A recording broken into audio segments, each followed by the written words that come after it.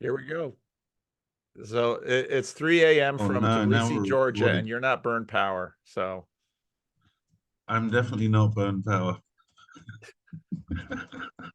Mark, tell me a little bit about yourself. Thanks for staying up.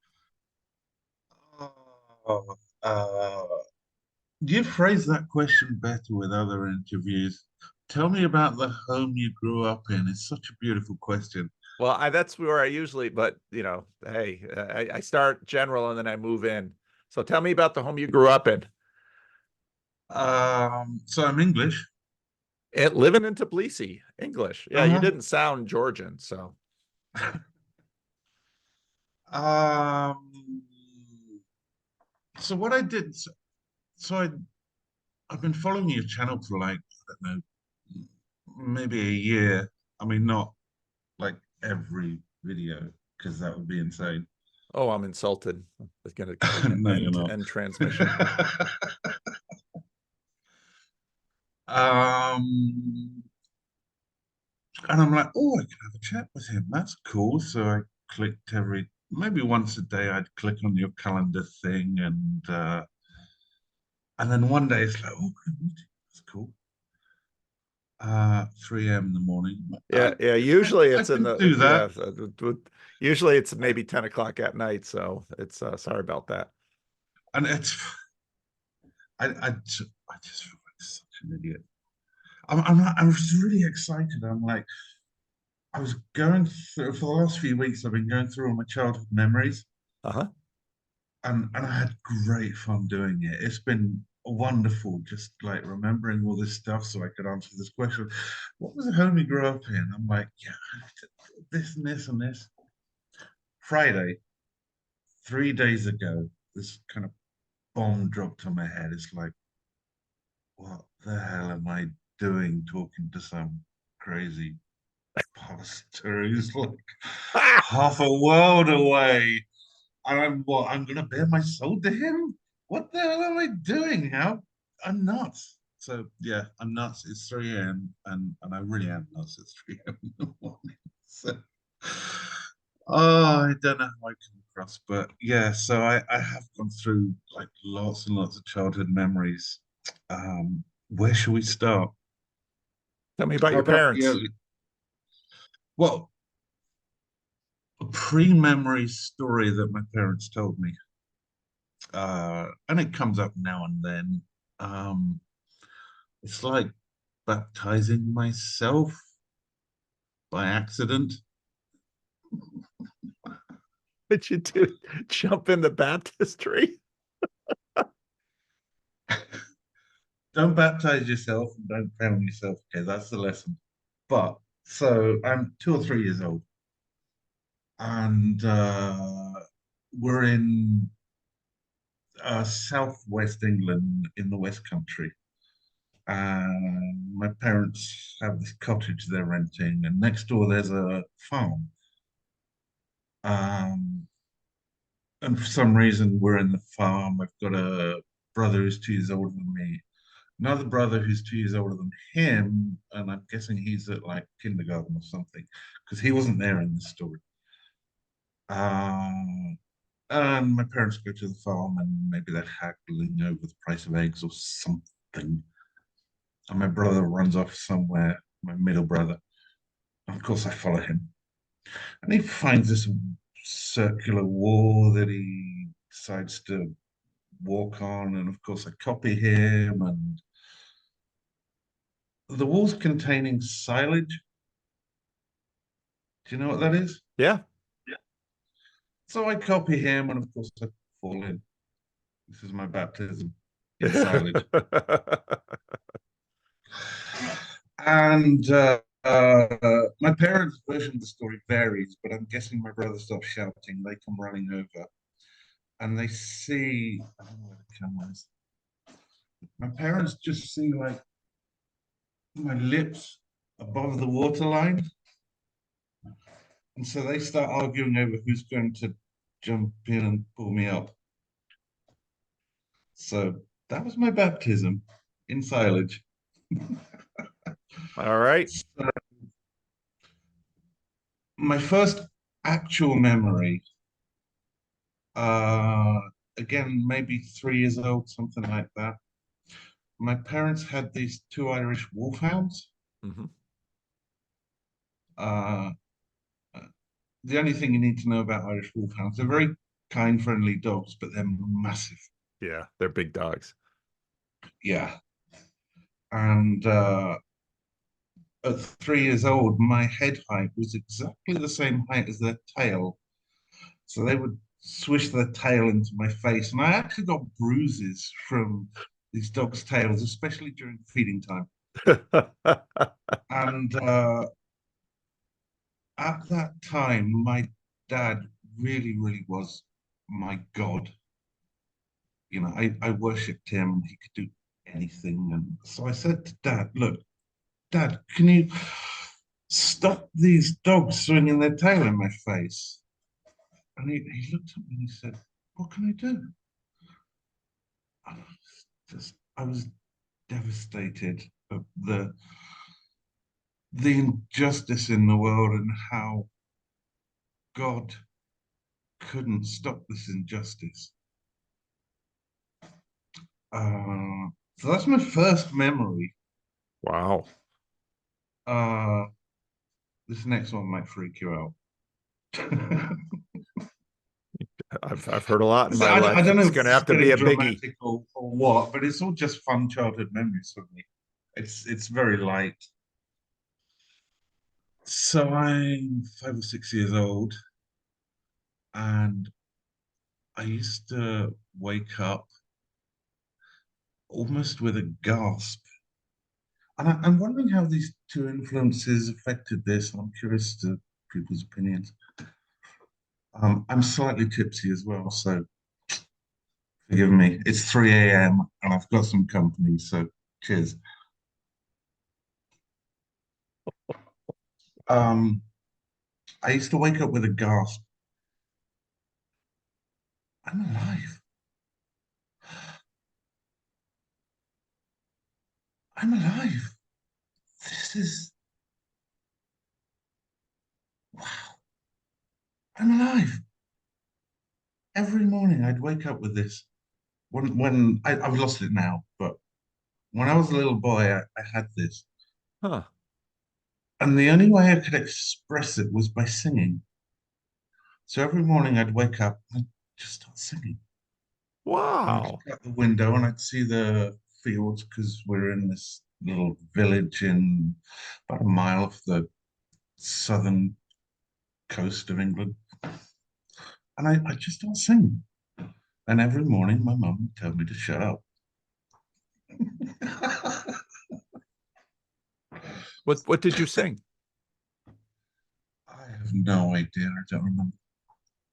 Hmm. Just whatever. My dad's a musician, Oh. so Did you go to church as a boy? not in the way you mean. Okay, so between the age of like 0 and 3, we were living in this cottage next to this farm in the middle of nowhere. But at the age of 3, which is where my memory starts forming, we moved to this other village,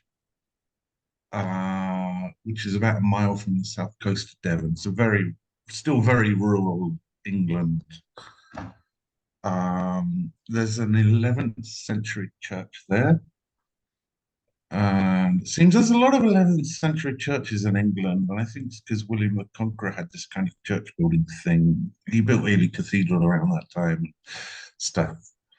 So, and we used to spend a lot of time in the churchyard, but not actually in the church. Oh, So that's okay. what I mean by yes, but not quite what you mean. All right. But when I was 8, they sent me to a Church of England school, not because my parents were particularly religious, but because my middle brother was having a bit of a tough time in the school he was going to. So me and him were both sent to the C of E school. So I was about 8 when this happened. So do you want to hear the memories of an 8-year-old first going to a church service? I'd love to. So this Church of England school, we'd walk down to this church. I think it was twice a week, but it may have been once a week. And we'd have the church service. And the first time I went, I'm like, what are we doing? Whatever. Okay, I'll just follow along. So I get there, and English church is beautiful.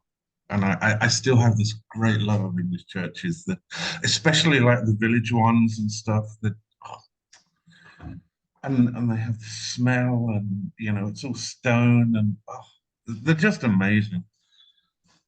Um, so we go into this building and we kind of sat down in these really long chairs, which I now know are called pews. And they've got these like cushions pinned on the chair in front.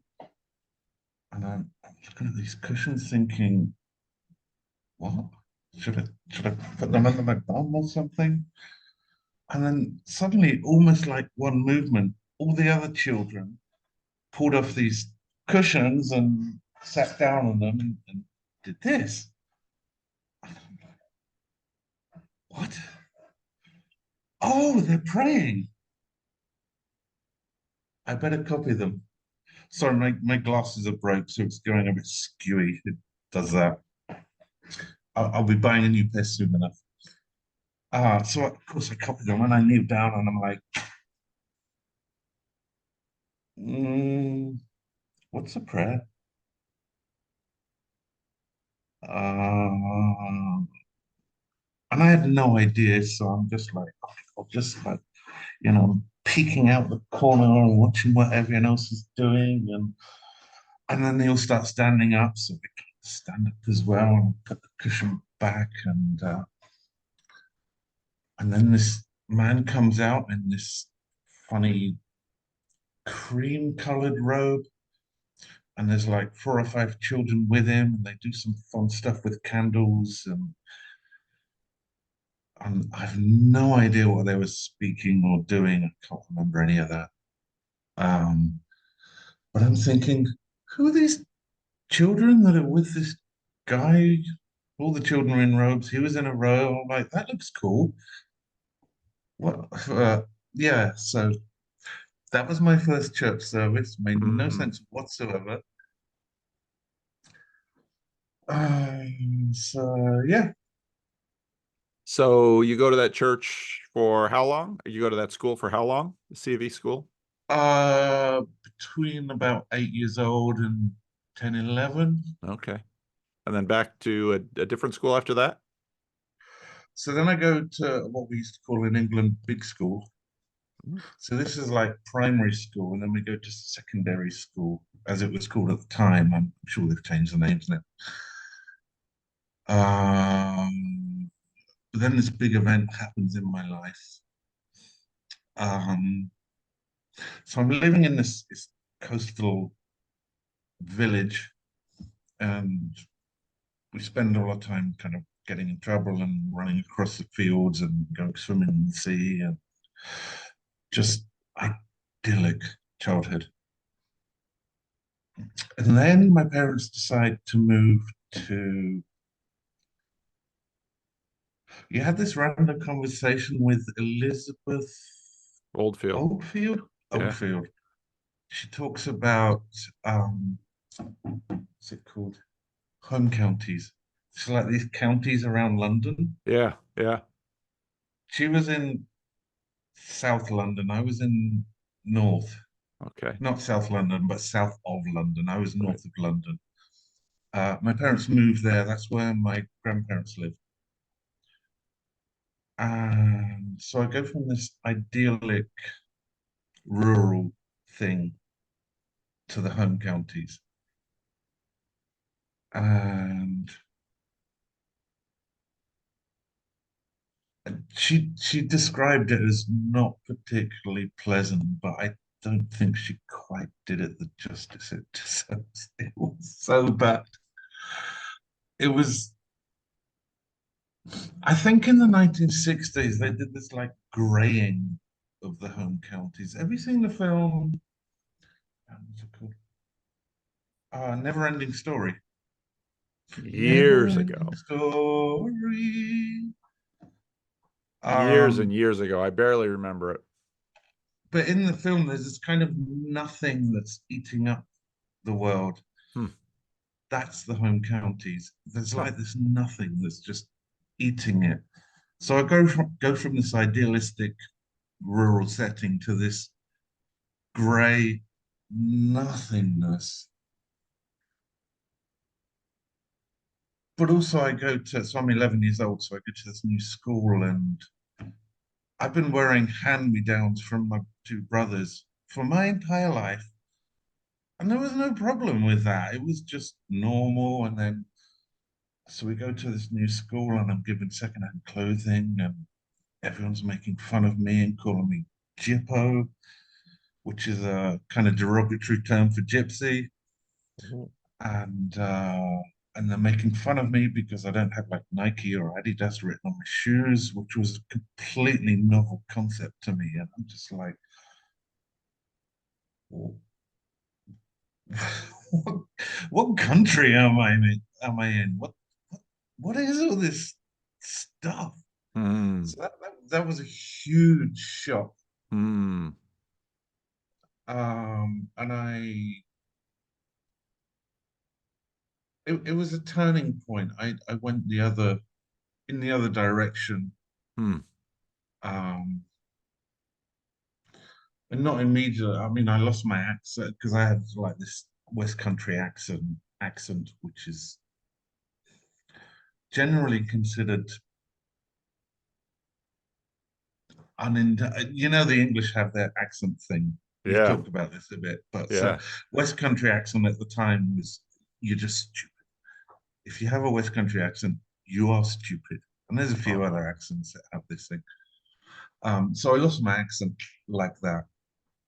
Um, couldn't lose my secondhand clothes until I got to the age of 13, where I could do a paper round and go caddying and then two paper rounds and caddying and then three paper rounds and working in a supermarket. So I got to buy all my own clothes and then people stopped making fun of me, but I kind of switched off from the Hmm. whole school thing and everyone. And I didn't go to school so much at this point, you know, by the age of 15. Um, so yeah, and it's curious listening to Jonathan Pajot talk about the center and the margin, Mhm. because the reason I told myself I moved to Georgia is because I like folk music. But when Pajot started talking about the center and the margin, I started thinking, I'm just way more comfortable in the margin. And I don't know, maybe I need to talk to someone about that, but I suspect it's true. Well, it doesn't sound strange given your story. Yeah, You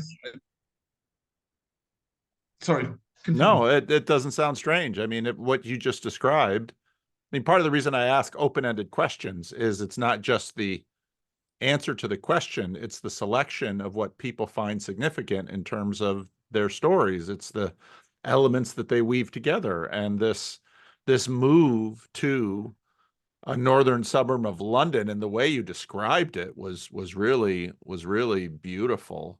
It's something that's eating the world.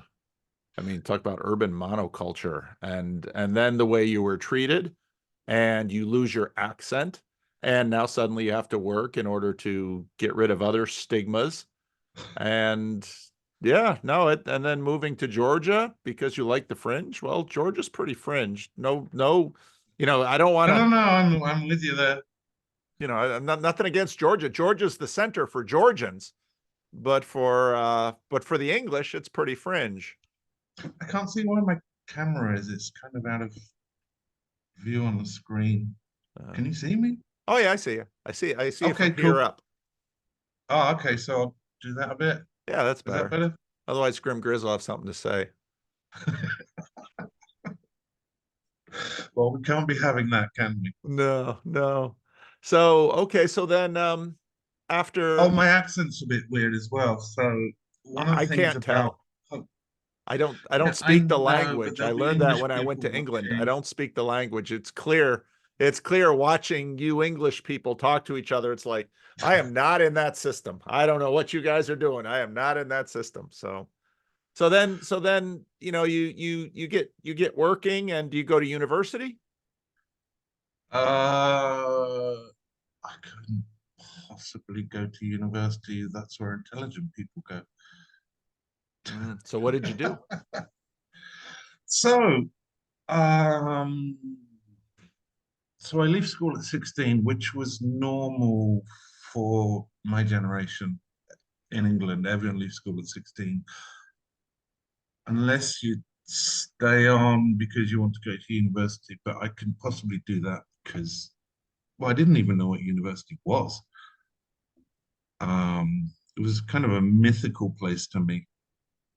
Um, but we did this thing at school, the career guidance counselor or whatever they were called. Um, okay, before that, we did this like work week where you like go and join your dad or something and work there for a week and then come back to school. I don't know if people still do that. Career guidance counselor said, "Oh, there's this electronics company, and they're looking for people. So why don't you go along to that?" So I had nothing better to do, and went, "Okay." So I went to that. Based on that week of working there as a 15-year-old, not working, but being trained basically, they took me on as an apprentice, 4-year apprenticeship. And again, I had nothing better to do. So I did a 4-year electronics technician apprenticeship and just kind of forgot to quit because I was never into it. But I had this job, so I just kept Yeah, doing it. And, yeah, over like 25 years, yeah, I kind of figured it out. yeah. So that's how I became an engineer, basically, just by accident. Okay. Okay. You became an engineer by accident, not through university. You became basically a practical engineer. So I did the apprenticeship thing, and how they did it, you had 1 year in the training center, and then 3 years you'd work. It was a big um, defense company.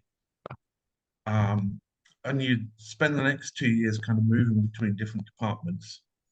And then you kind of settled on a department in your fourth year and you kind of stay there. So, um, and they had graduate training programs and a lot of graduate engineers and, more seniority stuff.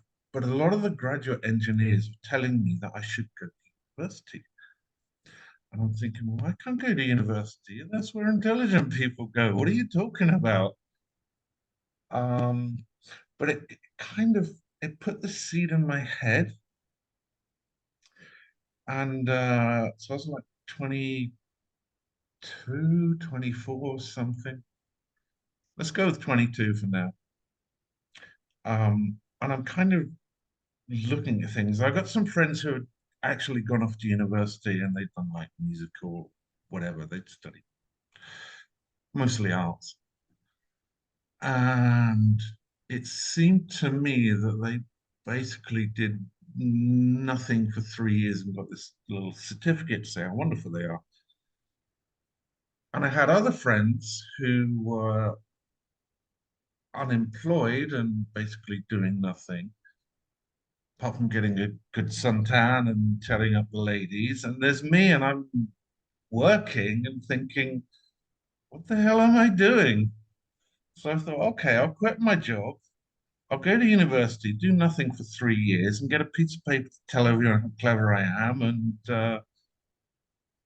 get a good suntan, and carry on working afterwards. So that's what I did. Makes sense. Makes perfect It made sense. sense at the time. Did it work Um, out? I'm not very good at academic stuff, so that there's a story there that I can't tell on air. Assuming this will be on air, but I can tell it to you if you pause. But it's a long story. But Well, we only have another half hour, so it's your time. I'm willing to pause to hear it. You got me intrigued, but pause for a minute, and I'll give you the very cut down version. So yeah, my 20s was this kind of slow, almost imperceptible spiral downwards. Um, I mean, not terribly so. I've always liked drinking, and I still drink, and it's great fun. I got into cocaine in my late 20s. That's the stupidest drug. That's the stupidest drug man has ever invented, ever. And here's why. It it makes you imagine you're the most interesting person in the room when you're not.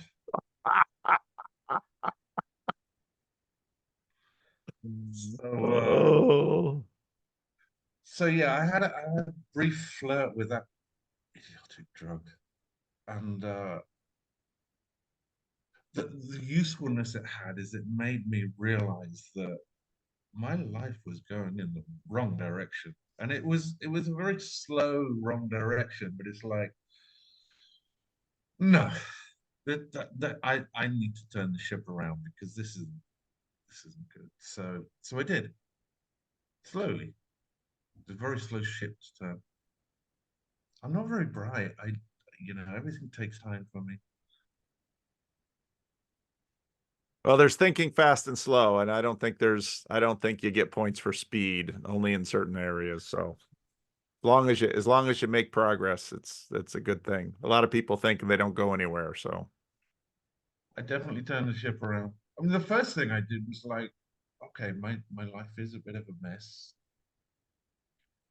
Let's get out of debt. That was the first thing. That was the easiest thing. It's like I'm getting paid, but my wages are already spent before I get them. So let's mm, fix that one yeah, first. that's a problem. Yeah, I mean, I'm a single guy, so yes, but it's like let's fix that one first. So, and then you might hate this, everyone hates this. I came across Gurdjieff's ideas. I don't know how familiar you are. A little bit. How familiar are you? Your turn to talk.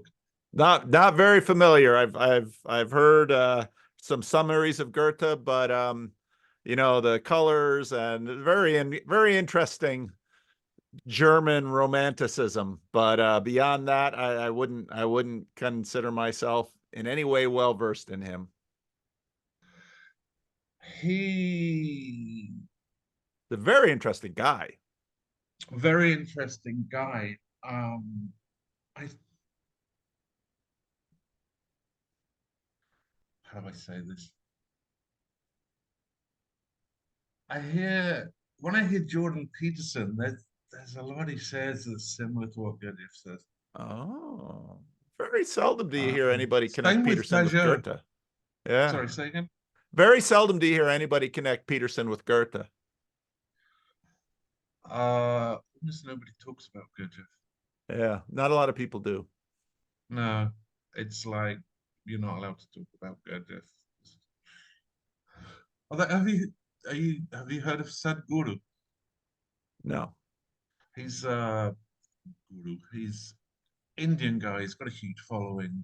He calls Sadhguru. Sorry, he calls Gurdjieff the rascal saint, Oh. which I thought was curious because I mean, there's definitely the rascal element to Gurdjieff, and you can't trust a word he's saying because he's got this trickster thing. going on. It's like, okay, he said this, but what did he mean?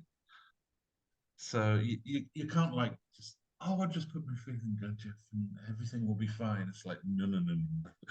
Everything will be an absolute disaster if you do that. So yeah, he's You're interesting. telling me you're People not are very smart, and then you're telling me that, you really took a dive into Goethe. That doesn't sound like not very smart to Gurdjieff, me. not Goethe. Don't know much about Goethe. No, who is it then? Gurdjieff. Oh, I don't know that at all. Oh, okay. Um, I can't explain it in, I don't know, 20 minutes or whatever we have left. He's a rascal saint. Huh. I don't know anything about it. Well, how did you find it, and why did it grab you? Um, so I was living in London and I had this friend crashing on my couch, an Australian girl, and she would often go to this pub near us, and I looked into it and just thought, God, that looks awful. I'm not going in there. Um, but she had this call from back home in Australia saying her brother had disappeared, and she was really worried. So she flew home the next day to kind of help out with whatever the problem was. And she asked me, "Oh, can you go into this pub that I looked into and thought was horrible, and just find this guy Terry and just apologize to him and say she's gone back home to Australia?" So I'm like, okay, fine. So I walked into this pub and I asked the barman, "Oh, do you know a guy called Terry?" And Terry happened to be sitting next to me. So so I explained the situation about this girl, and Terry said, "Oh, thank you. Can I buy you a drink?" Yeah. Um, so we ended up chatting like most of the night, and he was a really interesting guy. And he said, "Oh, you got to buy this book by Ouspensky called In Search of the Miraculous."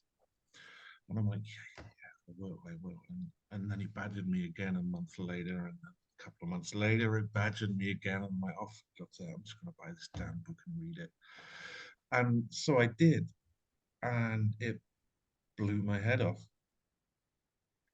Um, and I'd imagine if I'd have come across Jordan Peterson when I was in my 20s and I realized I was making a bit of a mess of my life, then that would have been like an enormous help.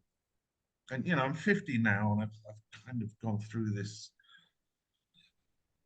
putting my life together journey, which Jordan's obviously trying to help a lot of young people do. And I kind of see it as a very similar journey that I was on. But Ouspensky and Gurdjieff, because Jordan wasn't around then, so it was Ouspensky and Gurdjieff for me. Ouspensky was a pupil of Gurdjieff.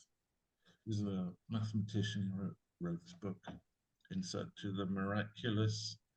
An interesting read if you're interested. Hmm. You're not going to read I'm it. looking at I'm just looking at the Amazon here, so I'm just trying to follow you and get names here. So interesting. You said so many times, like, I've got so many books on my list to read, it's just not happening. I'm writing a book myself, actually. Oh, you really? Yeah, but I don't expect you to read it. Like what's it about? Everything. Oh, that's a lot. Everything's a lot. Uh-huh. Oh, and Uh, hailed the most valuable and reliable documentary of G.I. Gurdjieff's thought and universal view. The historic, influential work is considered by many to be a primer of mystical thought. Well, okay, so how on earth? how on earth are we talking here? I mean, I gotta get this conversation moving because you got yourself to Georgia somehow, and then you wanted to talk to me. So there's a few more steps in there that we haven't talked about. Yeah. So before I came across Gurdjieff, I was very closed off to Christianity.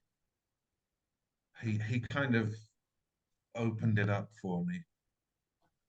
Um, Gurdjieff isn't a religion; it's just ideas. He's not like. I mean, yes, Sadhguru would call it insane. I think he would hate being called that himself.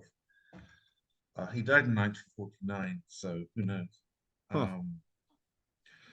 Um, so it's not a religion. It's not this. It's not that. It's just different ideas.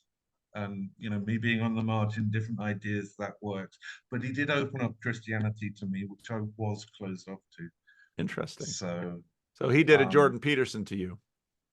yeah, I mean it's a very close parallel. I look at the young people who are being not mesmerized by Peterson, but interested and encouraged, and Yeah. I I I see my journey in this. So I'm Interesting. a big fan of Jordan Peterson. Even though I'm probably not learning as much as the young uns. God, am I old enough to say that? Yeah, 50. You're old enough to say that.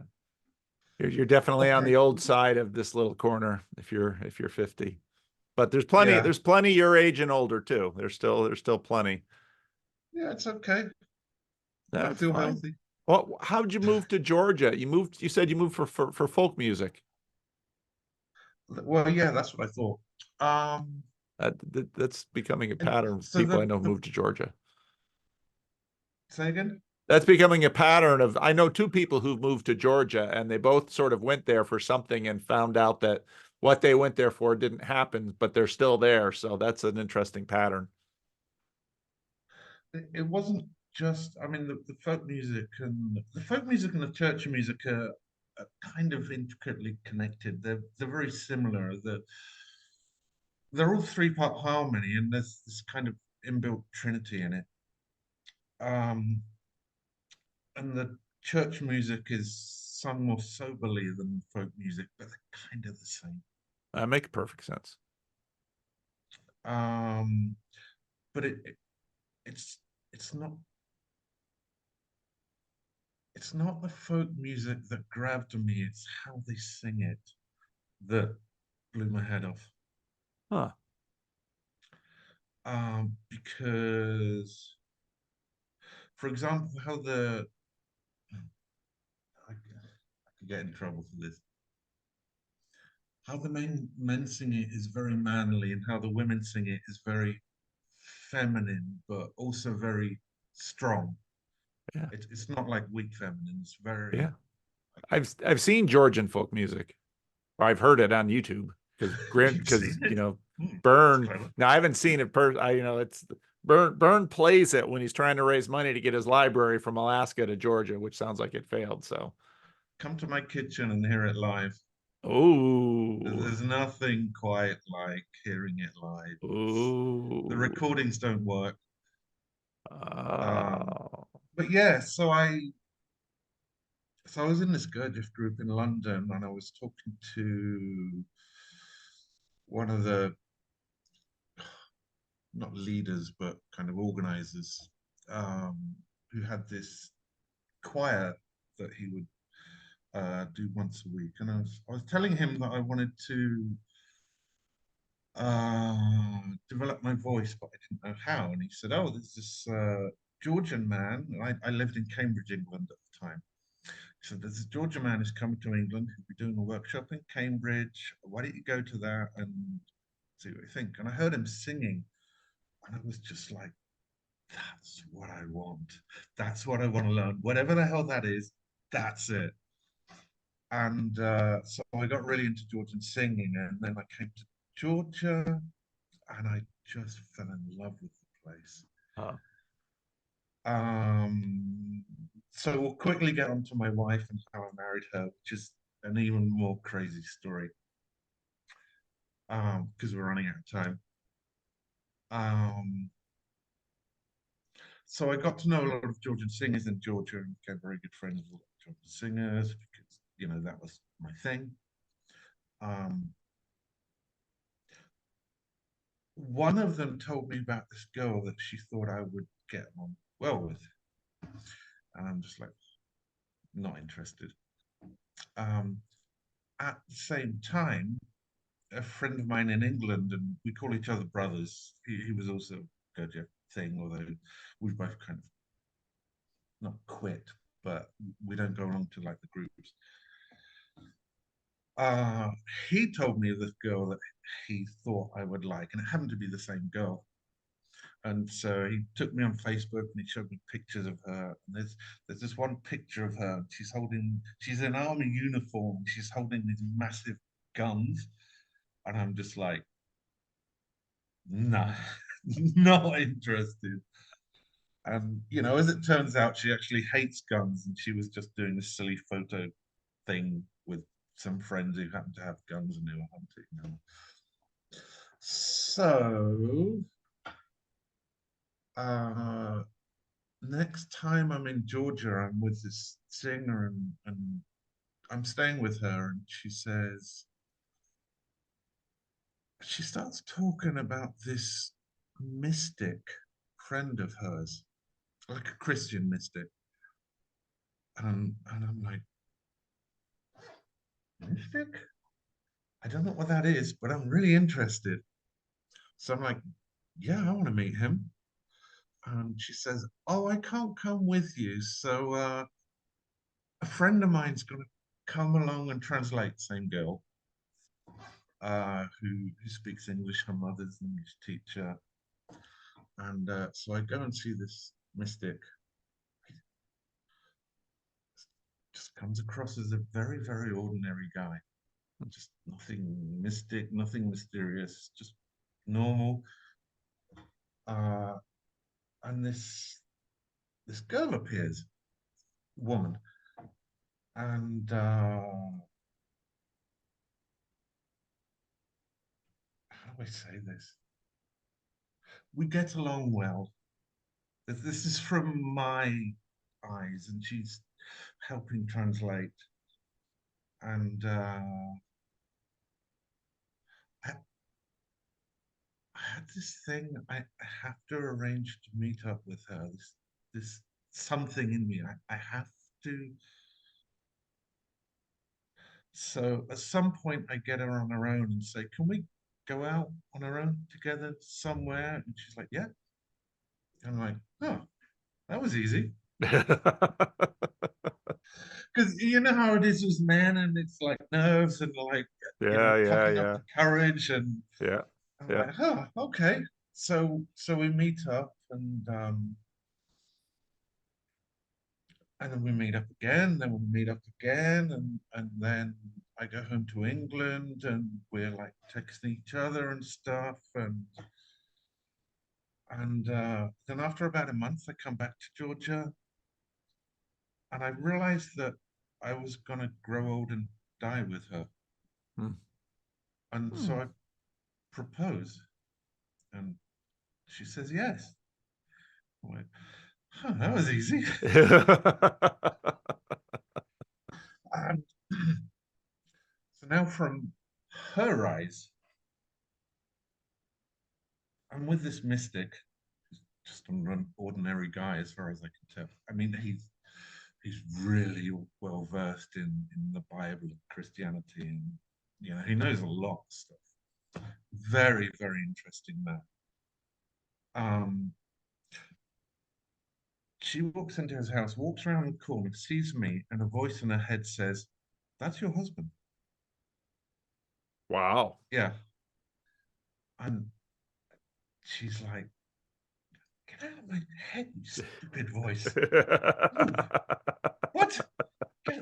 Stop it!" And this is even weirder. Everything I say to her, she already knows it's going to happen. So when I Wow. say to her, "Oh, can we meet up on our own?" She already knew I was going to say that. Wow. She just said yes. And here's me thinking, wow, that was easy. And she's like, weirdest thing, but we've been married 12 years now, and it just seems like a day. It's Oh, just the most that's beautiful wonderful. thing. That's a beautiful Yeah, story. we've Ah, got two beautiful, beautiful children. And oh, it's not just me saying this, like everyone who comes into the house, especially my daughter, they just melt hearts.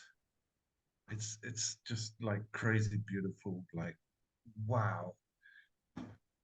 that's a A lot of my wonderful life has been story. like that. I've had such a blessed life, it's ridiculous. That's wonderful. That's absolutely wonderful. So yeah, that's why I'm living in Georgia. So it's not the dream came true, it's what I couldn't even imagine came true. Yeah. Yeah. That's wonderful. So how did you find my videos and why do you watch them? Ah.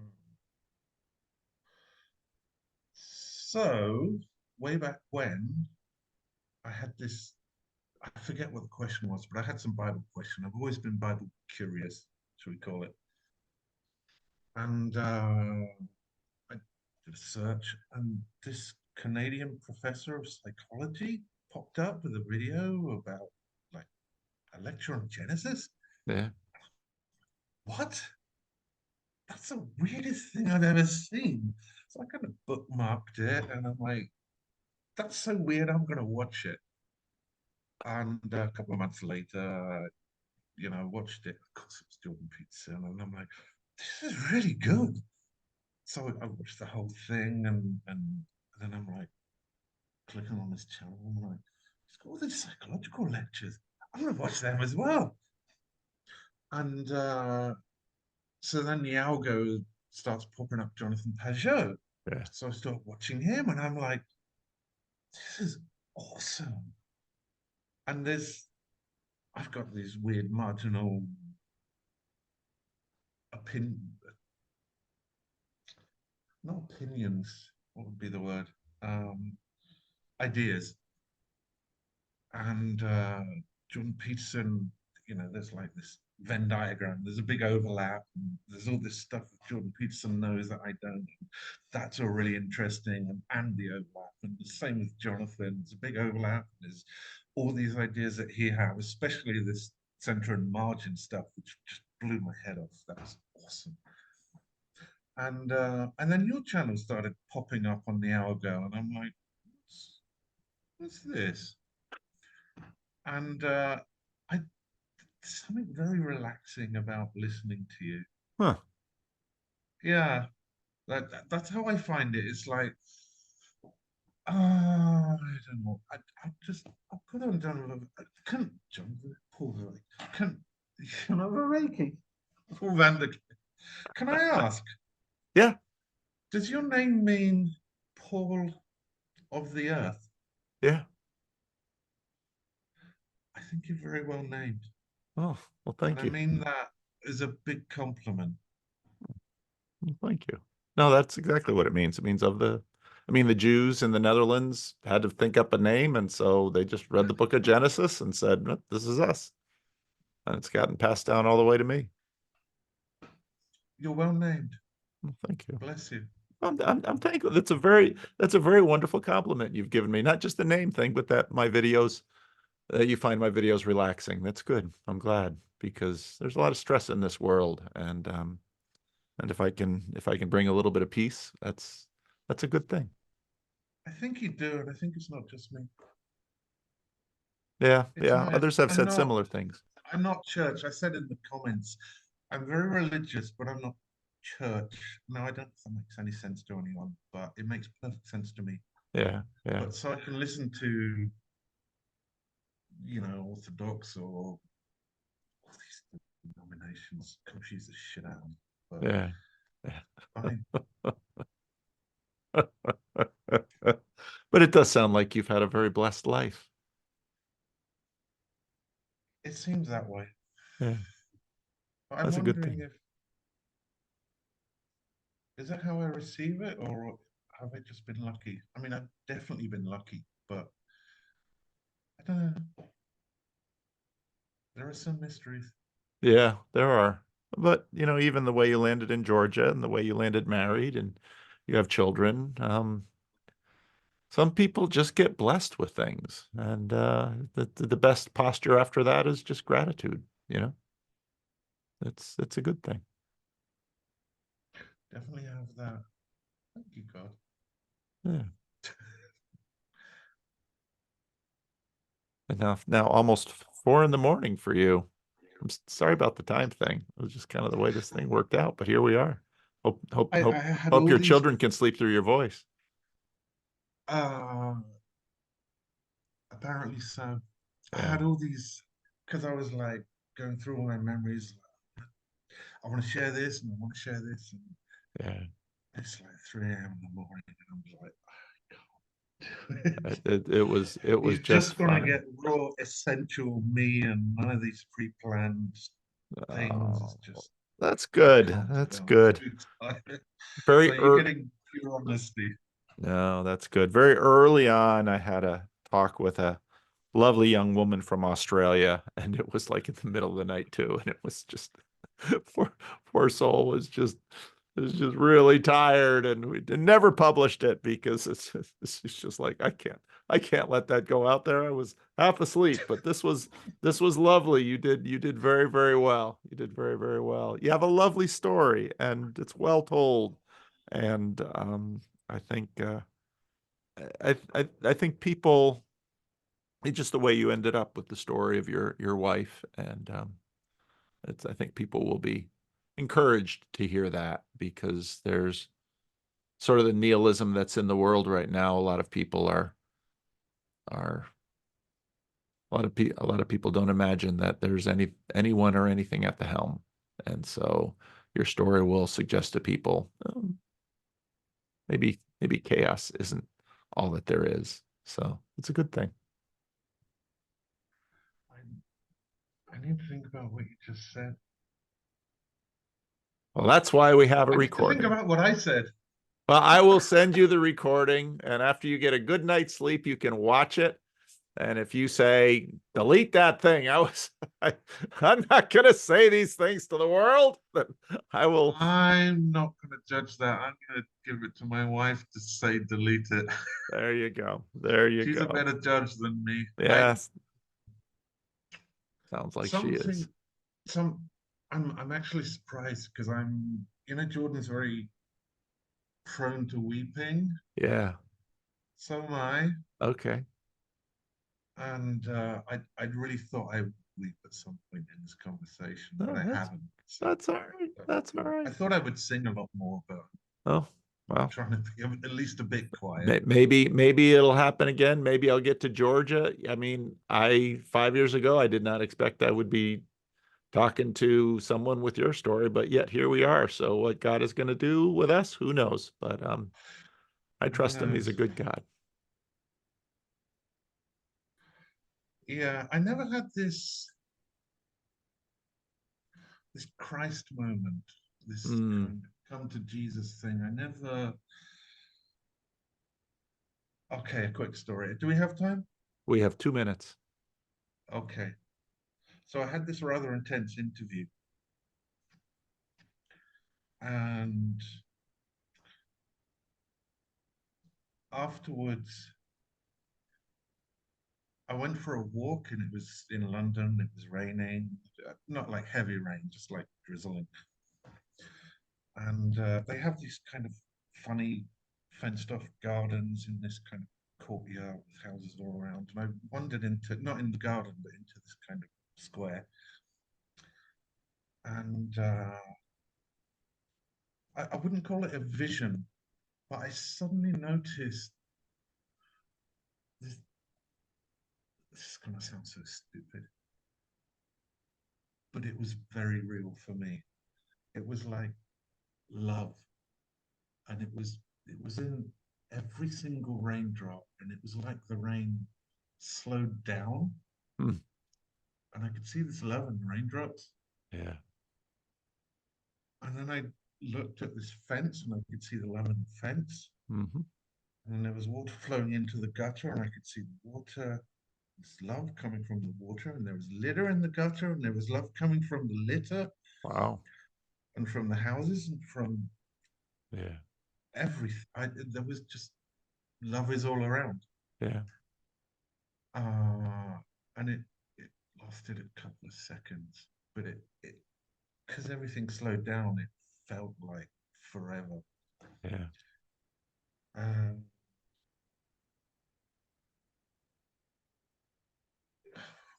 Maybe 20 years ago, this was. Again, seems like yesterday. Mm. So I've never had the kind of Jesus moment, but to me that was proof of God. Mm. Mm. So I have this definite. No, I don't believe in God. I've witnessed. I have to be careful how to say this. I've witnessed the works of God's hands, Yeah. and for me there is no doubt. So I don't believe in God. I know God is. Yeah. Yeah. It's not Yeah. belief. Yeah. No, I get that. That's a beautiful story. Maybe Well, that's the right time to end it. that's a nice way to land the plane. A nice way. So, Very good to Mark, chat to you. I hope I it's didn't talk too much. no, I talk plenty on YouTube. It's nice to listen. So, God bless you and thanks for your God stories. bless you too. And I will send you the copy. Okay. All I'll right. show it to my wife. We'll see what she says. All right. Get some sleep. Okay. All right. You take Bye-bye. care. What time is it there? It's 4 o'clock in the afternoon. 12 hours. Exactly. 12 hours exactly. Yeah, that's what it is with Georgia Okay. this time of year. So, In the all morning. right. Okay. Take care. All right. Bye-bye. Very nice chatting. Cheers. Cheers.